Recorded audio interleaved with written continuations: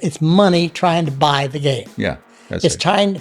trying to buy respectability. The game of golf we played was because we loved the sport. Absolutely. We never played it for money. You hit an age like 85 and everybody assumes you're supposed to fade into the background, kick your feet up and spend your days staring at old trophies. But that's not how it really feels at all.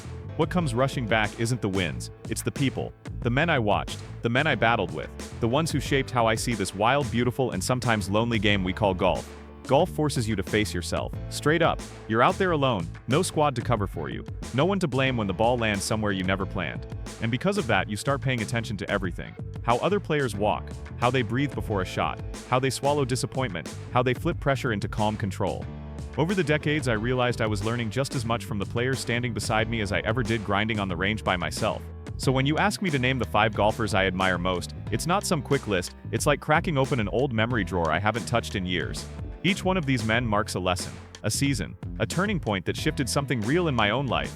And at this stage, I feel like I've got a responsibility to share that with you, not as some fancy speech but as a real conversation, just me laying out the truth of what I've lived and what never left my mind. Let me start with the one who taught me what real willpower looks like.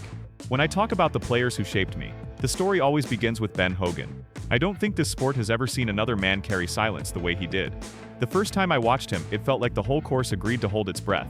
His presence wasn't loud, wasn't flashy, it was just absolute. Every move he made came from a place way deeper than simple mechanics, like he was tapped into something the rest of us were still trying to understand.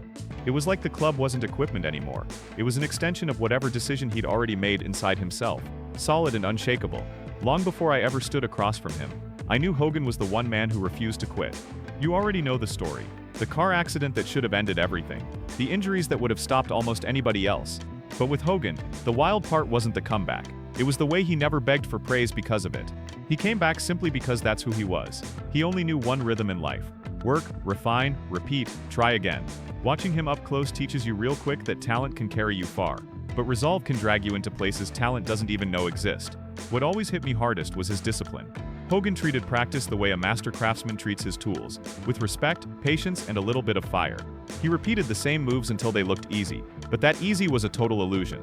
There was weight behind every swing, a history, a standard he set for himself long before anybody else expected a thing from him. And that standard forced the rest of us to level up, whether we liked it or not. You couldn't watch Hogan and then show up casual about golf. He made you face yourself straight up. I remember standing near him once, close enough to hear the strike, and the sound was different. Cleaner, sharper, like he stamped his name on every hit. You could close your eyes and still know it was him. I think that's when it hit me.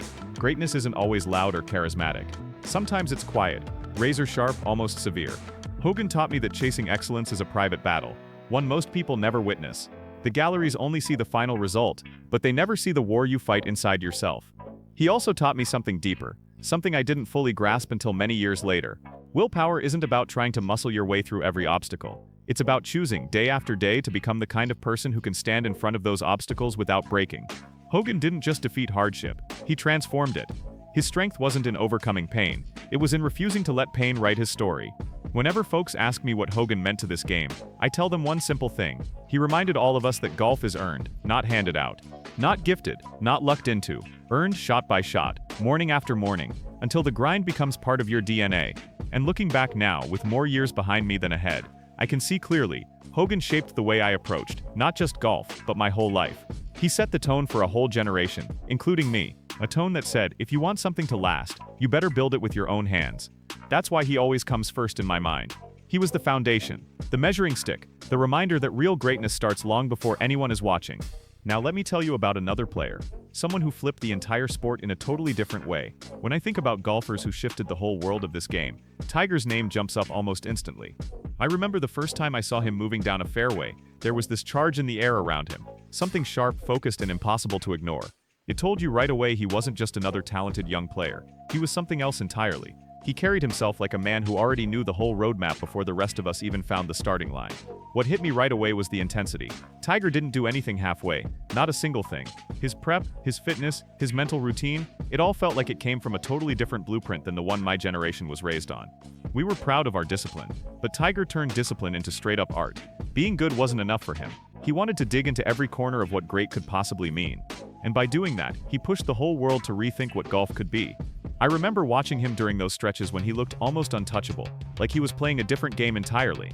If you stood anywhere near those ropes, you could feel the air change when he showed up. When Tiger stepped into a shot, folks didn't just hope for something remarkable, they straight up waited for it. And the wild part, he delivered. Over and over, in moments that would have crushed plenty of other players. Pressure didn't hunt him, he hunted it. But the thing that impressed me most about Tiger wasn't the highlights, it was his non-stop commitment to growth. Every time the sport shifted, he shifted right with it. He rebuilt his swing not once, but multiple times. He reshaped his body, reworked his mindset, rewrote how he approached the whole game. Most players just want to hold on to success once they taste it. But Tiger was the type to tear success apart and rebuild it even stronger. That kind of move takes a level of courage most folks never notice. From the outside, it looks unnecessary. But from the inside, it looks like truth. If you want to last in this game, you can't stay still, not for a second. And then there was his presence. Tiger could command silence just by standing over the ball.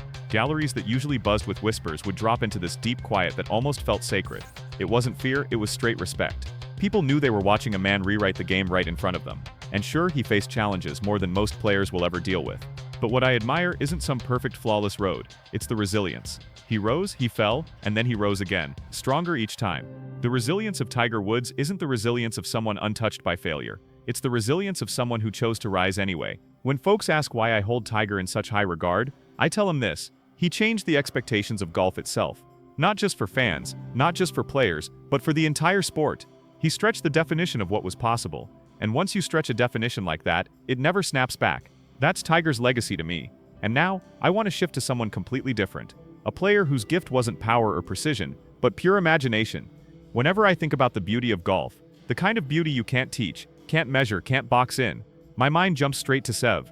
He was the type of player who made you freeze in place just to see what he might pull off next.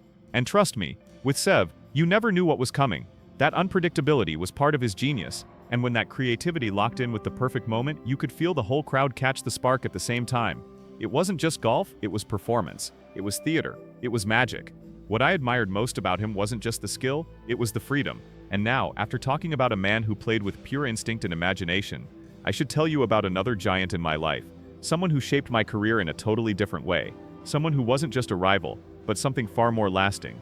When folks talk about my career, Arnold's name shows up almost as often as mine, and honestly, I wouldn't have it any other way. Our lives were tied together long before either of us really understood what that would mean. He was already a beloved force when I showed up. A man who could pull a whole crowd toward him just by stepping onto the tee. I learned fast that if you were paired with Arnold, you had to come ready for attention, pressure, and an atmosphere that felt totally different from anything else in the game. But what mattered to me wasn't just how he played, it was how he carried himself. Arnold had this presence that felt warm, real, human, wide open. He connected with people in a way almost no athlete ever pulls off. You could see it in the way fans reached for him, the way they believed in him, the way he made everybody around him feel included, like they were part of his story too. And yet once we stepped inside the ropes, he was a pure competitor, fierce, determined, and brave in a way that came straight from the heart, not from calculation. There were moments between us that shaped who I became as a player. I remember walking down a fairway beside him and realizing something big. Rivalries only get ugly when there's no respect behind them. Ours always had respect. We pushed each other, no doubt, but never to drag the other down. We pushed because we believed the game deserved our absolute best. And because of that, I truly believe both of us climbed higher than we ever would have on our own. What I admired most was his spirit. Arnold played with emotion, with grit, with this fearless intensity that could make even the simplest shot feel dramatic. When he was behind, he attacked, and when he was ahead, he attacked even harder. There was zero holding back with Arnold, not ever. Watching him showed me something powerful. The crowd can feel every single thing you project, and if you give them honesty, they'll give you loyalty right back. But it was outside the competition where Arnold left the deepest mark on my life. Even with all the pressure, all the expectations, all the noise around him, he never stopped being generous. He never stopped showing kindness. Even in those moments when the fans were cheering against me because they loved him so much, he treated me with nothing but fairness and grace. That kind of thing stays with you. It shapes how you choose to treat others too. As the years passed, what we had grew into something way bigger than a rivalry. It turned into friendship, respect, and a deep understanding of what it really means to give your whole life to a sport that asks for everything you've got. When I look back now, I realize some of my most meaningful memories weren't about wins or losses. They were about walking beside Arnold, learning from him without either of us needing to say a single word. People still ask me how I feel about being linked to Arnold for so many years, and my answer is simple. I'm grateful. Being connected to someone with his character, his fire, his integrity, that's not a burden, that's an honor. Now let me tell you about another man who meant just as much on my journey. Someone whose impact hit me in a completely different way. Someone whose discipline and spirit carried their own powerful lessons. Gary has been part of my story for so long that sometimes it feels like our careers were stitched together from the very start. And when I think of him, one word jumps out louder than the rest: discipline. Pure, relentless, unquestionable discipline. Gary never treated a single day casually. Not in competition, not in practice, not even in the way he walked from one shot to the next. Everything he did was intentional, sharp, and locked in. I remember watching him train while the rest of us were still wiping the sleep out of our eyes. He treated his body like it was the engine of his entire career, and he tuned that engine every single day, and he took care of that body with a dedication that was way ahead of its time. Back then, you didn't hear many players talking about fitness or nutrition, but Gary was already living that life, and because of it, he stayed strong, stayed competitive, stayed locked in long after most players had faded away. There was something truly inspiring about that. It reminded me that longevity isn't luck, it's a choice you make every single day. But beyond the physical grind, it was his mindset that stuck with me the most. Gary had this rare ability to stay positive, even when the whole situation around him looked anything but promising. I've watched him face brutal lies, rough conditions and setbacks that would have frustrated almost anybody, but he kept his head steady and his spirit clean. But his reaction was almost always the same. He'd smile, settle himself, and move forward like the challenge was something he'd been waiting on all day. That attitude wasn't naive. It was intentional, a statement that the moment wasn't going to control him. One memory I carry clear as day is watching him claw his way back into a tournament that looked like it was slipping away fast. Most players tighten up when the pressure hits, but Gary, he got calmer. He truly believed that as long as he stuck to his process, something good could still break his way. From him I learned that momentum isn't something you sit around hoping for. Momentum is something you create. Our friendship grew over years of travel, shared practice rounds, and long days learning from each other. Long flights, long days, and a whole lot of shared respect. That's what shaped us. We couldn't have been more different in some ways, but we understood each other on a deep level, because we understood exactly what this game demands. We pushed each other without ever needing to say a word. When you've got someone in your life who works as hard as Gary does, you don't want to fall behind. You want to match that effort, match that hunger, match that standard. But what I appreciate most about him is his generosity. Gary never kept his wisdom locked away. If he learned something, you could bet he'd share it. Not to brag, but to help, to encourage, to lift up the people around him. That kind of spirit is rare, and you feel it every time you're around him. And when you run into a spirit like that, you don't forget it. He showed me that golf isn't just about striking the ball clean. It's about preparing your mind, your body, and your spirit to handle everything this sport throws your way. Gary approached life with the same conviction he brought to the tee. Be grateful, be disciplined, be better today than you were yesterday. When I think about the players who shaped me, he stands tall among them. And looking back now, I see the truth clearer than ever. Gary never asked the game to go easy on him. He just demanded that he rise up and meet whatever came his way. Now that I've shared the 5 men who influenced me the most, it feels right to close this conversation with a few thoughts about what they truly left behind. The lessons that stuck, the fire that stayed, and the legacy that still echoes through this game. Not just for me, but for the whole game itself. When I look back on my life in golf, I don't just see tournaments or trophies. I see the faces of the men who shaped the way I walked every fairway and handled every moment of pressure. Hogan, Tiger, Steve, Arnold, and Gary weren't just great players. They were mirrors, each reflecting a different part of what this sport demands from a person. Hogan showed me the weight of commitment, the kind that starts before the sun comes up and keeps going long after the crowds head home. Tiger reminded me that the game never stays still, and neither can we, no matter how much we think we already understand. Seba brought straight-up magic into this sport, living proof that imagination has a place even in the most disciplined game. Arnold taught me heart, the kind that plays not just to win, but to lift the people watching. And Gary, well, Gary taught me to honor every single day, to treat the game and your body with the respect they deserve. When you put all of that together, you start to see something important. Golf isn't really a sport about power or perfection. It's a sport about character. It's built on patience, honesty, resilience, and the kind of humility that comes from knowing the course always has one more lesson waiting for you. And I'm grateful for these men, grateful for what they left with me, and what they left with the game. At this stage in my life, gratitude feels different. Deeper, steadier, more honest. I used to think legacy was about records, trophies, statistics, but time has a way of teaching you what really matters. When I look back now, I realize the true legacy of these men isn't found on leaderboards. It's found in the way they carried themselves when no cameras were around, in the quiet moments when character speaks louder than talent ever could. Each one of them left a mark, not because they were perfect, but because they were real. They worked, they stumbled, they rose, and they kept moving. They treated this game with respect. And in return, the game revealed parts of who they were, and parts of who I needed to become. That's the gift they gave me. And it's the gift I hope to pass on to anyone who still believes this sport is more than numbers on a scorecard. If there's one thing this long road has shown me, it's that golf shapes you in ways you never expect, and often long before you understand it. And now, standing here with more memories behind me than ahead, I see the game in a different light, softer, wiser, and somehow even more beautiful. People sometimes ask what keeps golf alive after all these years. The answer is simple: it's the people who leave pieces of themselves behind, the ones who give the game a heartbeat. Hogan, Tiger, Sivy, Arnold, Gary, they weren't just champions, they were storytellers, each writing their chapter in their own way. And whether you ever hold a trophy or not, you become part of that story the moment you step onto the grass and take a swing.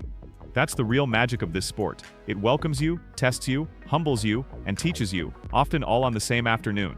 So if my voice carries any weight after all this time, let it be this: honor the game, honor yourself, and don't rush the lessons. Golf gives them out slowly, but they last forever. If you love the untold stories and drama in golf, make sure you subscribe. Golf Mode TV channel. We've got the inside scoop every week. Each of these men stepped into my life at exactly the right moment. Not because fate demanded it, but because this game has a funny way of sending you the right teachers when you need them most. They helped shape who I became, not just as a golfer, but as a man. And if you're a young player listening to this, let me leave you with one real thought. Don't rush past the people around you. Watch them.